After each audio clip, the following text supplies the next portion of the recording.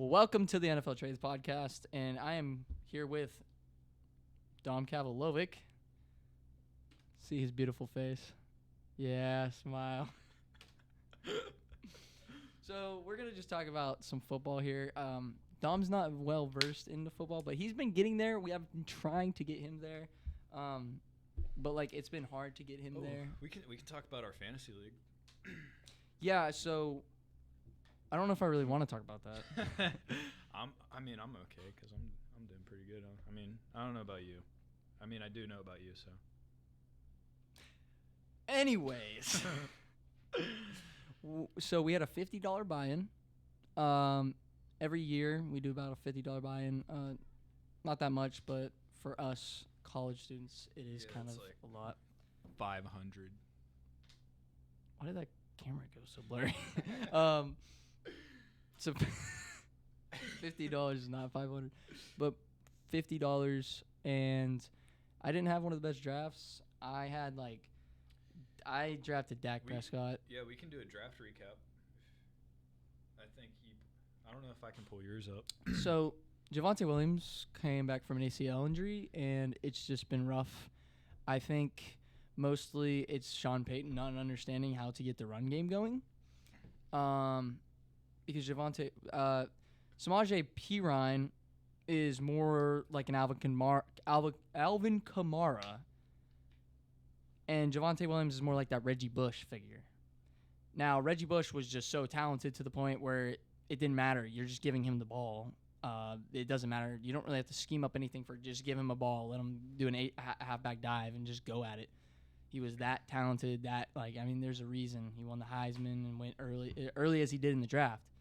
But Javonte Williams might not be that talented, and he's coming off an ACL injury, so you got to limit his snaps. So I didn't really take that into factor when I drafted him. I thought, okay, he's going to come back strong. Did not come back strong, and he's got Samaje Perine in the back, who is more of a receiving back. Who they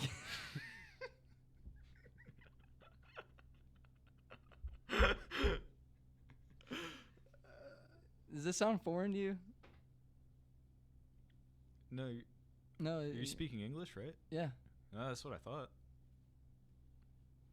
You're crazy. But anywho, Samaje Perine is more of like an Calvin Kamara. I don't say Kamara. So for Sean Payton, that's harder for him to kind of get Javonte going. Whereas Alvin Kamara, it's easier for get him going. You can get him in the backfield. You can have him on a wheel route. You can have him on the literally in a receiver set. Yeah. On the line of scrimmage, anywhere you want, you can put Alvin Kamara. Javonte Williams is just going to be that run and pound, bell cow back, but it's just not been what I thought it would be for him, and it sucks. That's what happened. I believe my other back was Jahmyr Gibbs. Do you just want to go through your? I was able to pull up the. Anyways, I'm 0-3. Yeah, 0-3. You want to go? All right. So with your first overall pick, number 4, Travis Kelce. Yeah. So I think it's funny because week 1, I was not even I had no clue that I had Travis Kelce in my bag. And he was starting, and I didn't check it. And let's just say it didn't even end up mattering. It didn't because somebody else got 3 points, right? Yeah, or 0 your points. Other tight end, he only got it. Wouldn't have mattered. You lost by I forget how many, but it wouldn't have mattered if you put your backup tight end in. I don't know. It was it's been rough. Just list out the. All right. With your second round pick, 21st overall, Jalen Waddle. Yeah, and Jalen Waddle was out last week. Didn't take him out. Sorry. But he's coming back this week, week 4, against the Bills. Yep. Third. You think he'll do better? Not better, but you think he'll come back just like how he was first 2 weeks? With how Tua's been playing, I think he should have no problem. I think that's a possibility, but that Bills defense, good passing defense, one of the best in the league. Allow the fewest yards in the league, next to the Browns and the 49ers. I think they're third in passing yards allowed. But yeah, I mean, it's really going to be so much fun watching that game because it's going to be a Dolphins offense, which we saw put up 70 points last week against a Broncos defense, which, by the way, we're playing a third-string safety because they had 3 safeties out for that game. I'm sure your dad was happy. Well, what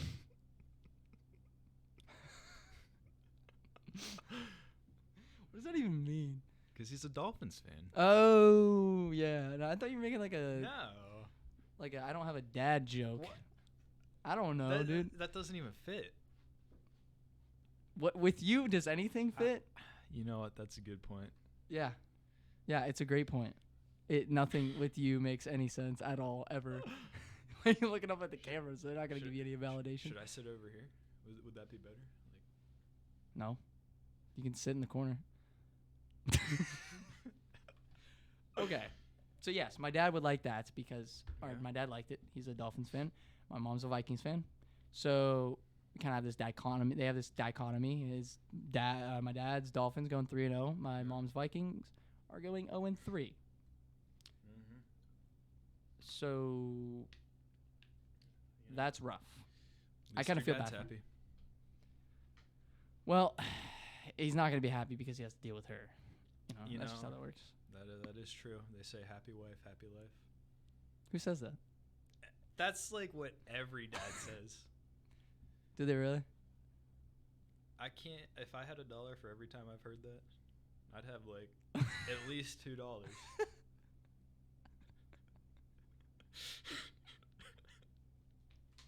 At least $2? At minimum $2. At minimum. Yeah. Okay. All right. I'll take that. I mean, so anyways, yeah, what's the next pick for the... All right, for your 3rd round pick, 28th overall, Jahmyr Gibbs. Yeah, so this one must have been weird because I was looking for a running back, didn't grab one yet, right? Because I grabbed the tight end wide receiver set. I needed a running back, nothing was out there, and that's when I kind of panicked. When and then I was like, that's having to take a rookie. I mean, yeah, he was 1st round pick. Yeah, he's in an offense where he can thrive. But they also had Montgomery, and we're just seeing that. I mean, he scored 3 touchdowns last night against the Packers because they're using him more as that run and pound back, and Jahmyr Gibbs out in the backfield. And he's going to get those touchdowns. David Montgomery's going to get those touchdowns. And it's just Jahmyr Gibbs is just going to get a couple receptions a game, and then he's going to get his runs, but it's going to be like a first down but like late in the game when they're just trying to milk some clock, when they're up, they're just going to use Montgomery. And man, if you had Montgomery that last night, you would have scored a lot of points. Lots of points. Because a lot of people, including someone that I know, did not play him because he was injured. So, I mean, we'll have to see. I mean, did you watch the game last night? I watched a little bit of it. A little bit of it? Watched the full thing. Kind of went in and out of watching it. Yeah, Jordan Love was struggling. Yeah. And I did pick him up in another league, and it was like, I was like, screw it, I'll pick him up. He was 4th for quarterbacks in fantasy points. I was amazed by that because he's like top 5 in passing touchdowns right now. And speaking of passing touchdowns, do you know Kirk Cousins? Top in passing yards. Top in passing touchdowns. And they're 0-3. What does that say about their defense? I guess that would say that their defense isn't doing their job. Yeah, I mean it's been lackluster. They're missing Zadarius Smith, and Harrison Smith is just not there anymore. Their cornerback room they've lost a couple guys, and Byron Murphy hasn't been playing like that number 1 corner that they believed he could.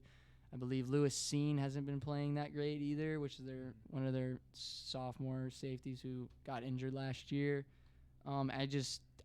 their D line. They lost Davlin Tomlinson in the offseason. It's just been rough.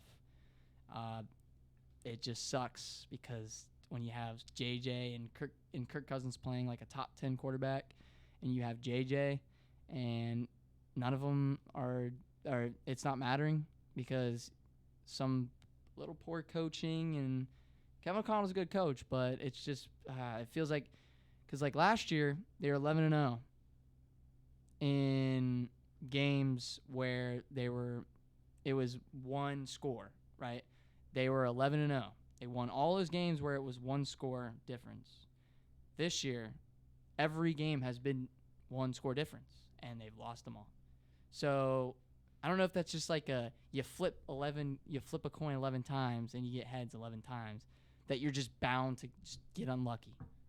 Like I don't know if that is just statistic. Do you think it's a statistic thing, or is it like a just something else? Like do you think it's just like statistics? Like if do you believe that in sports where it's just like you had too much, you're only bound to go back the other way? When you're doing really good, you're on fire. You know, there's always like that like likely chance that you're just gonna like lose to a horrible team. You know? Yeah. Like for example, last 2 years, or no wait, is it last? Steelers were undefeated. Yeah. That was 20. Was that 2020 or 2021? I thought that was. No, it was the COVID year. I thought. Yeah, it was the COVID year. Okay. Right. Yeah, I remember that. So they were undefeated last year. Is that the year they tied to yes, Detroit? I remember now. No. So this was 2020. They were undefeated, and then lost to the Commanders in week 11 or something like that, or week 12 or something like that. Yeah, I remember that. And then guess who lost to the Commander? Or guess who beat the Eagles last year to get rid of their undefeated season? Commanders. Yeah. It's just like. You see, you know what else it could be is, you know, you go into a game and you're doing amazing in your season. Yeah. And you're going against a horrible team. So, you know, you don't have that mindset like, oh, like there's no way we lose this game. Like maybe that's the mindset that they have. So, like, they're not really there to play. Yeah, no, I mean, not football, with like other sports, I've recognized like it, like there will be so many times where you're like you coming in, you know, there's no way you lose this game, or there's no way you win this game, and it's just like it's automatically mindset. A mindset. Like you automatically already set a mindset that's just gonna just negate anything you do. Like it's not gonna matter what you do because you already have that mindset in your head. Where it's like divisional games. That's when I feel like it's like they don't have that mindset. Like I truly believe when you're playing someone in your division, these teams believe they can beat the team in their division because they've played them so many times in so many different years. Like the guys that have been there for 8+ years on a team have played that same team 16 times versus like other teams, AFC, they may have played them like 5 to 8, 10 times, or teams in other conferences, they've probably played them like 1 to 4, right? So you've played this team 4 times the amount of other teams in the league. You know what they're capable of, and you understand like, okay, well this looks like they're improving on this because you played them too much, you watched film on them this amount of times, and you know what you expect. You can expect what to come from that game, but you don't create a mindset that we're gonna lose because they're so much better than us in this division. You know what they're going to come with. Like the Commanders are going to know what the Eagles are going to come with on Sunday. This Sunday, they're going to know, and they're going to know how to play against them. Does it mean they're going to win? Not necessarily, but that's what I'm saying is the Texans beat the Jaguars this week. People were predicting that. Even though the Texans weren't playing that good, their O-line was struggling, guess what their O-line did? They allowed 1 sack. Or not 1 sack. I think it was like a couple pressures, and it might have been 1 sack. I can't remember if they got a sack or not. Because I think one tackle got beat early. Their starting tackle wasn't even playing. Their all-pro tackle, not even playing. And yet, nothing. But the 2 weeks before, everything. It might be the Jags' pass rush wasn't that good, but it's a divisional game. This is why you can't bet on divisional games. You hear that? Do not bet on divisional games. Ever. Don't bet on any games. They're unpredictable. We don't promote gambling addictions here. But it's the matter of, like, these divisional games, they're always up for grabs. And that's where you get your rivalries. Man, I'm struggling with words. But that's literally, like, that's where you get these rivalries, like, because these teams understand we can beat this team across from us because we know how they're going to play. And that's how it gets competitive. If you understand your opponent to a T, then the competitive levels just rise immensely. I know you played hockey, right? Mm-hmm. So yeah. would you say, so whenever you're playing in high school, right, did you notice teams in our conference, was it like it felt easier to play against them versus like teams outside the conference? I know some teams outside the conference weren't that good because the schools didn't necessarily have good programs and money to fund the programs to get like a good program. But like, did you notice something different? Was there something different from when you played someone in your conference versus when someone you played, or like, did you have divisions? No, in No. high school it was just like, I think 8 teams Mm-hmm. or however many teams, and it was just like you played them. I'm avoiding using whippeal because no one's gonna know what that means. Yeah. But like, so you're saying 8 in the whippeal, right? Or however many. Yeah, like we didn't play any. I don't know. So you didn't what play it would be. anyone outside the whippeal. No, I guess Eastern Peel. See, like, yeah, I don't even know. You don't know? Okay, so Well, because there's like different divisions. Like there's yeah. like AAA and stuff, and like I don't even remember because like that was So long ago. that was 4 years ago. We were in high school. I mean, it's really not that long Don't remind me ago, how but old I'm getting. really isn't that long, but still, like, you know, how much we go through. Yeah, I mean, I know with volleyball we did play a lot of different teams, a lot of different conferences, like outside whippeal and outside the conference.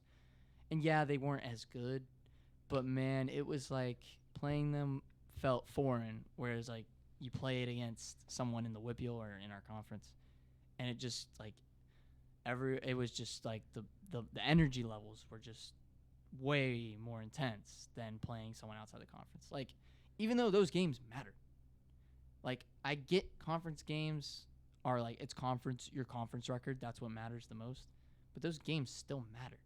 And yet the energy wasn't like, yeah, we were getting excited when we were beating them, but it wasn't like you didn't feel that competitive energy that you'll feel from playing conference. And that's how you start a rivalry. And then, you know, you get something dramatic here, something dramatic there, and it's just, that's how it begins. And that's what I'm just saying, like, Jaguars, they could beat the Texans any day of the week, but because, you know, the Jaguars just roster-wise, on paper-wise, coaching-wise, better team, right? And yet Texans still found a way to beat them because they understand that we've played this team multiple times. We understand what we're doing here. There's enough guys in that locker room, coaches, players, whatever, that understand that concept of we've played this team multiple times. We know what to expect. And that's just what I love about football. And that's what I just love that because, like, we could, like, there's a lot of games where we're like, yeah, this team's going to win. Like, Chiefs, Jets, we know who's going to win that game. That there's no arguing that. But, like, it is nice. No, but that's what I'm saying. And then that's what makes football better because Cardinals beat the Cowboys this week when no one would have guessed that. So my survivor pool, I put the Cowboys. Why wouldn't you? With how, like, I get it. I get the Cardinals playing against good against the Giants. I get they were not out of the game versus the Commanders. I get that.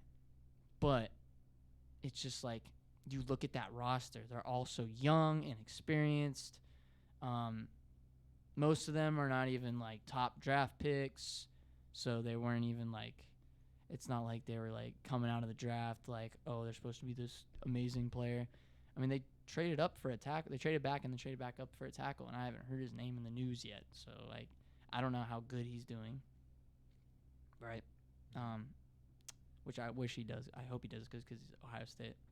OHIO, baby. Don't even say it. Don't say it. Real Tide. Oh my gosh. But anywho,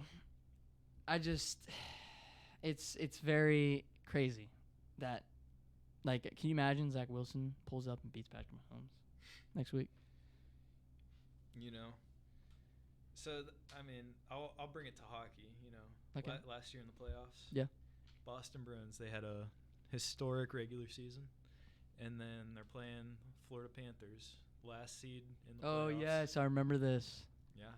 Yeah. No one would have ever expected the Florida Panthers to beat the Boston Bruins in the first round after No.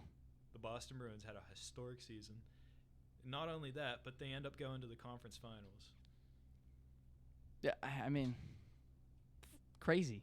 Like, why? Like, how does that even happen? Like, how? Like, it's like, Sports are unpredictable. it's so unpredictable. You know, it's also like later in the season, your team gets hotter. Yeah. Like the later in the season it gets, like they start playing their own game, they get players back, you know, Mm-hmm. from injuries. Well, I saw a stat that said the Lions were 11-2 in their last 13 games, regular season.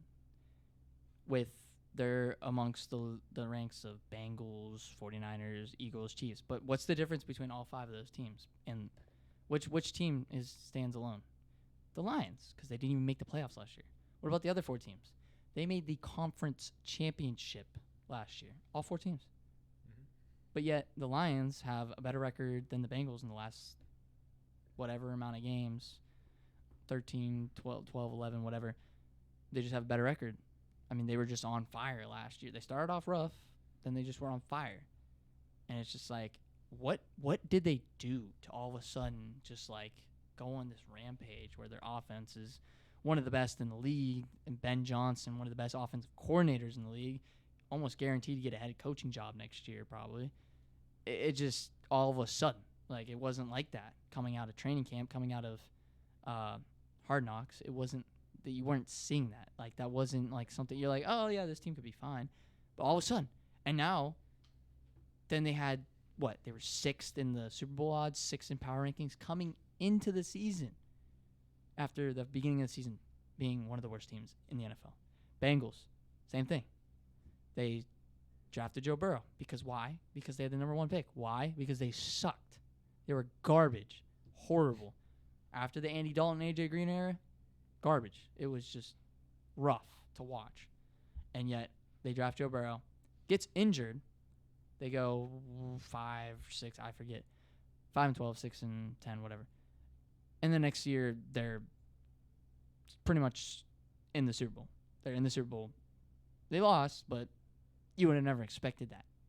Even with Joe Burrow, their number 1 overall pick.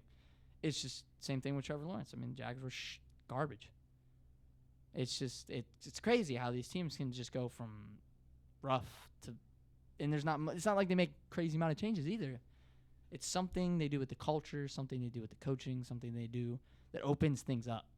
49ers, they're scheming so much better than a lot of teams. Dolphins, how do you can't score 70 points without great offensive play calling, great coaching. You just can't. I don't care if you have Tyreek Hill. Tua sucked in other systems. He comes to Miami with McDaniel. McDaniel has opened up so much for him. It has made his life 20 times easier than when he was with Brian Flores, who was a defensive coach. Sean McDermott has been nice, but like I feel like with an offensive coach, it would open up Josh Allen more. Like Brock Purdy, he's been opened up so like he doesn't have to do anything crazy. That offense is so spread out and opened up to where he can just get the ball out, and then show some athleticism while he's at it. But he doesn't have to do anything like Lamar Jackson or what's his name? Anthony Richardson's having to run out of the pocket, run for he had 2 rushing touchdowns before he got the concussion because he literally has to run out of the pocket all the time. The line has been playing pretty good, but he still is having to do everything because but he does have Shane Steichen, who's an offensive coordinator, or who was an offensive coordinator for the Eagles, who's now the head coach. So the offensive mind, which allows him to open up, but it's not like anything crazy to where Shane Steichen allowed Jalen Hurts to open up last year. Jalen Hurts wasn't. He was looking like how Justin Fields was looking. Like everyone was expecting him to be a bust. But then Shane Steichen comes around and it's just everything's opened up. He's running the ball more outside the pocket. He's just more accurate. It was incredible, and it's awesome to see some of these QBs just open up, have so much ability, and it's just so much easier on them, and there's less stress.